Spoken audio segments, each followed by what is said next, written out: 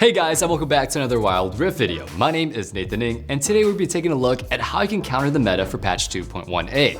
This video is very valuable for every single player as it's going to show you how to deal with the strongest meta pick champions no matter what your elo. So hit that sub button and let's jump right into it.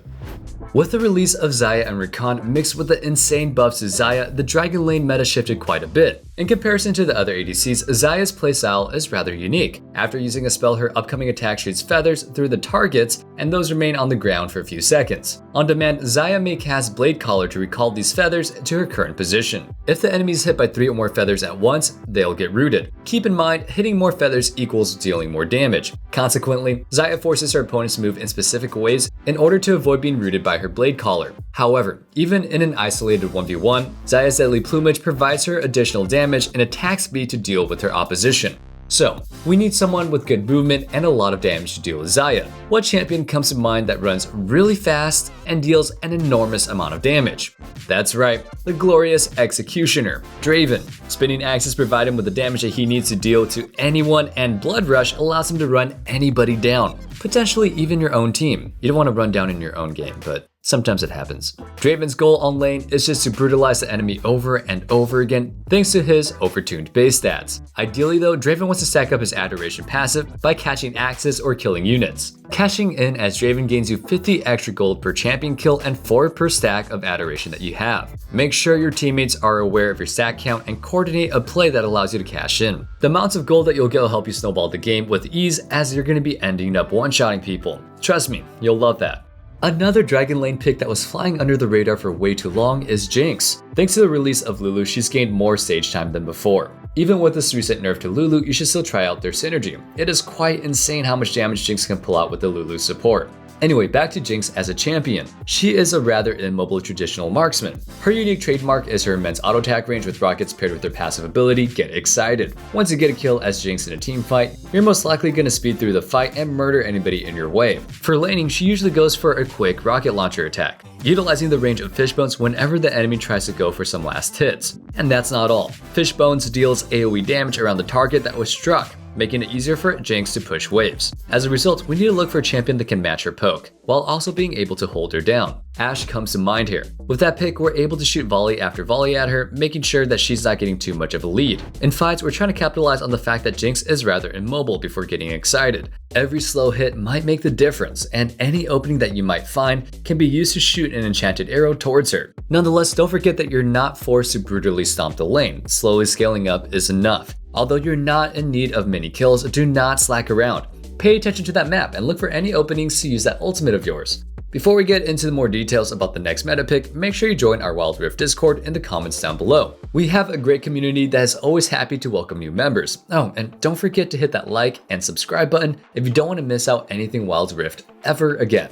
Back to the Dragon Lane we go. With Xayah's release, we're also handed Rakan, her troublesome boyfriend. He is in fact quite a handful to deal with. Rakan's strength isn't necessarily laning, but rather team fighting. He is a melee support that has to jump into the enemy to get the job done. Fey Feathers periodically grant him a shield, and if he hits a champion or epic monster with his gleaming quill, allies can walk towards him and receive a little bit of healing. Rakan is very mobile, thanks to his Grand Entrance, Battle Dance, and ultimate ability.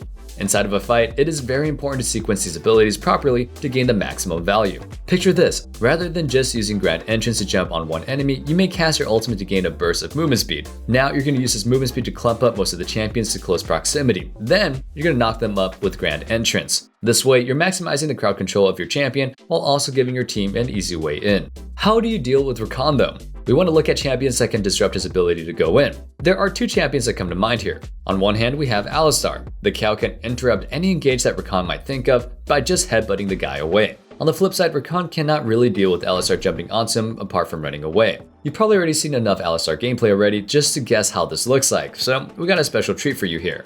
On the other hand, we have Gragas, typically seen as a mid or Baron lane. Remember, Rakan suffers a lot from being disrupted, and what does Gragas do best? Yep, you got it right. He's really good at drinking, which I don't necessarily condone, but he's also good at disrupting like no other. Making Rakan's laning phase even worse as it is already is very beneficial to your team. Gragas offers some poke in some form of his barrel roll and completely denies Rakan's engages with body slam. For teamfights, you can just throw your explosive cast on Rakan as he presses his ultimate. Think about it. What does a Rakan do in a teamfight without his ultimate ability? Not much. especially if you always have a spell to respond to his plans. You basically force him into irrelevancy. Feels good for you, but feels absolutely terrible for your enemy, which is exactly what we like. And now it's time for our question of the day. What are your goals for the first Wild Rift season?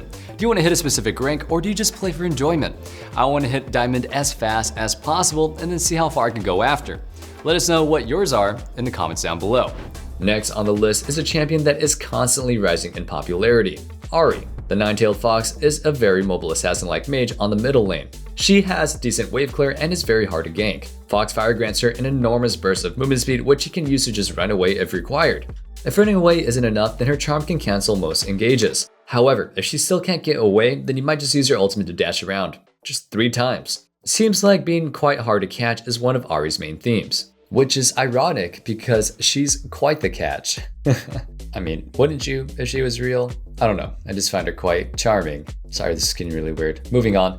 How do we deal with her? Approaching mid or solo lane in general, you can look for multiple things. Do you want to play against your laner, or do you want to dip out of lane as often as you can? Depending on your overall playstyle and goals, we have 2 different champions to deal with Ahri. First, let's start with the laning. Yasuo as a champion is very mobile and has an easy time closing the gap between his sweeping blade. More than that, he can block all of the projectiles with his wind wall. Naturally, it becomes very difficult for a laner such as Ahri, who is only using projectiles to deal with Yasuo. Dashing in, dashing out, clearing the wave, blocking all damage. Once Ahri missteps at all, she is instantly forced to blow defensive cooldowns just to survive. Keep in mind that most of her kit doesn't work against Yasuo, and to properly position around Yasuo's sweeping blade range is science in itself. Another pick that works against Ahri is Aurelion Sol. Unlike Yasuo, we're not aiming to beat her in the laning phase, but to leave the lane as frequently as possible. Celestial Expansion allows us to shove the wave pretty fast, and to quickly go for early vision to set up a play. We don't want to interact with Ahri too much, unless, let's say, she's just getting herself stunned by our Star Surge. Make sure to take a look at where the minions are currently, walk back to your tower a little bit, and channel your Q towards the middle lane. This way you can hit the entire wave, push Ahri away, and get a fast push going. If you do hit the Ahri, you may even get a good trade in. Your goal will be to hit level 3 or 4 as soon as possible, go to base, and look for a play with your Comet of Legend if available. If you're curious about more intricacies of the middle lane, you should definitely check out the only mid lane guide that you'll ever need in Wild Rift. Here, you'll learn about the details of the middle lane and how to respond properly to anything your enemy is doing. Improvement guaranteed.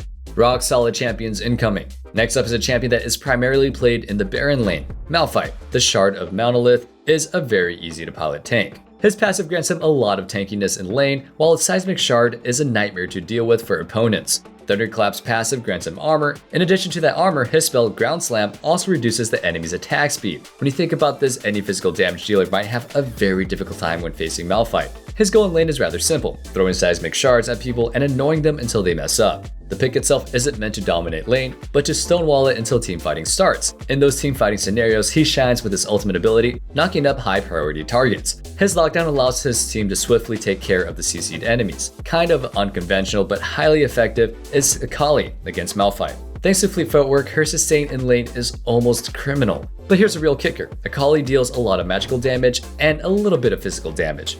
Consequently, Malphite's inherent strength of dealing with physical damage isn't too helpful here. Usually, Malphite keeps his opponents at range spamming Seismic Shard. However, that doesn't really work easily against Akali. After Akali hits an enemy with a spell, she'll spawn a ring around her. Upon leaving that ring, she's granted bonus movement speed, attack range, and damage. When you combine this with her ability to go invisible and her gap closing ability with Shuriken Flip, you might start seeing the problem for Malphite. He cannot easily bully Akali out of lane, and given her kit, she might do well to solo kill him if he messes up. For teamfights, she wants to access the backline and assassinate the enemy carries, whereas Malphite can't really CC and kill the enemy backline unless he's full AP himself. But beware, piloting Akali is not an easy feat. Make sure you practice enough before taking her into ranked. Alright guys, it's time for the jungle. Wukong has become a very popular pick for the jungle role. He has nice clear options that we showcased in the Ultimate Jungle Pathing Guide for Wild Rift. You should definitely check that one out to get inspiration for your playstyle. He has a decently fast clear, okay ganks, and an absolutely broken teamfighting ability. The Monkey King may itemize like an assassin or lean towards a more bruiser-oriented build depending on what you need. You need to be really careful when facing Wukong. Every pixel of vision can make the difference, so make sure you get as many wards before a fight as you can. If he does catch you off guard, you are in for some serious trouble. Fortunately, a champion that isn't really getting too much attention performs rather well against Wukong. Jarvan, the exemplar of Demacia, is an easy to pilot tanky fighter that tries to dive deep into the backline. Generally, Jarvan tries to imprison the enemy carries inside of his Cataclysm. To achieve this goal, he might use his flag and drag combo to close the distance between him and his enemies. More than that, if you are an advanced Jarvan player, you might even flag and drag into a flash to extend your knockup. Whenever you're able to pull this off, you'll look absolutely nuts. Should definitely practice that one though, as you never know when you might need it. Basically, Jarvan and Wukong both keep the carries busy, so they kind of neutralize each other. Nevertheless, Jarvan has an easier time of accessing the enemies thanks to his gap closers. So, those are some of the best ways to counter the meta on patch 2.1a. If you're still struggling even after this video, then go ahead and check out our other videos to help you out. Also, remember to hit that like and subscribe button so you don't miss out on our future uploads. Oh, and one last thing, make sure you answer the question of the day in the comments down below.